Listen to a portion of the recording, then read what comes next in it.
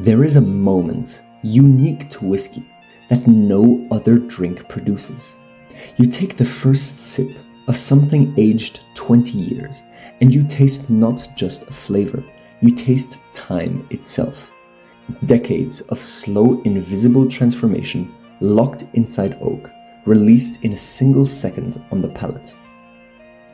Neuroscientists have spent the last 30 years discovering that the human brain works exactly the same way, that who you are right now is the product of millions of slow, invisible transformations laid down over years, shaped by every environment you've ever moved through. When whiskey enters the barrel, it is called new make spirit. It is clear, volatile, and sharp, full of potential, but essentially undrinkable. The barrel is what transforms it. Over years, the spirit expands into the wood in the summer heat, withdrawing in the winter cold, extracting compounds from the oak, such as vanillins, tannins, and lactones, that soften the harshness, build complexity, and slowly construct something that could not have existed at the beginning. Neuroplasticity works on a nearly identical principle. The brain you were born with contained extraordinary raw potential, billions of neurons, trillions of possible connections, a vast uncharted architecture just waiting to be shaped. Experience is the barrel. Every environment you enter, every skill you practice, every relationship you sustain, every difficulty you sit with long enough to metabolize, all of it presses into the neural wood and draws something out that wasn't accessible before. It's not new capability added from the outside, it's existing capacity revealed from within. Ask any master distiller what makes a great whiskey, and they will tell you without hesitation that it is the environment.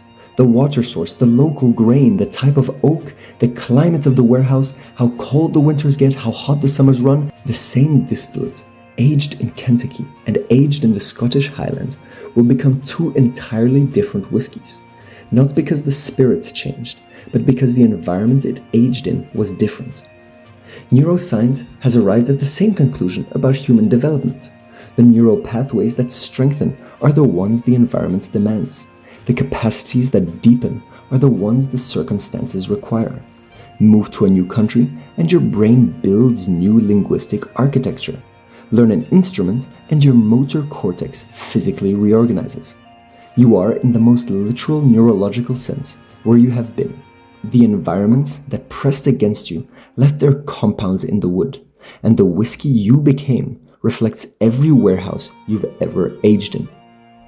There's a particular humility built into the culture of whiskey that is rare in the modern world, and quietly radical.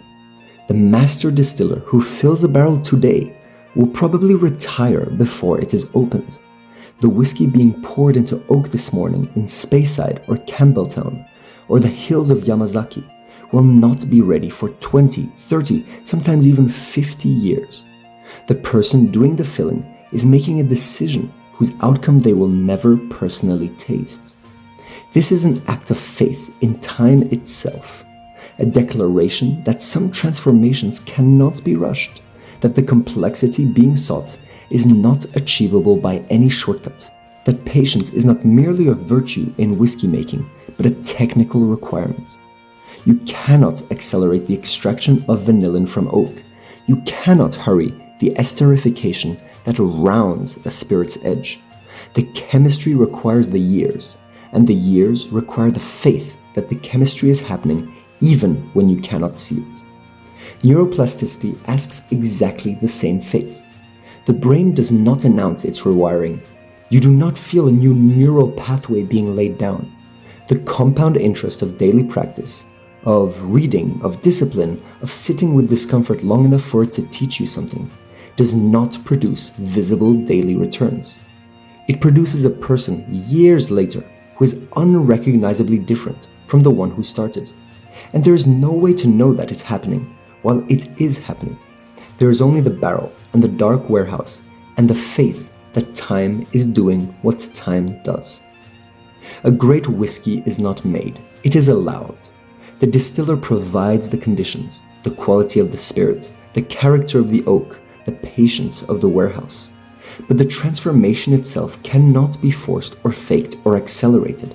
It happens in the dark, slowly, invisibly, over years, where nobody is watching. Your brain is the same. You provide the conditions, the environments you choose, the practices you sustain, the difficulties you sit with rather than escape.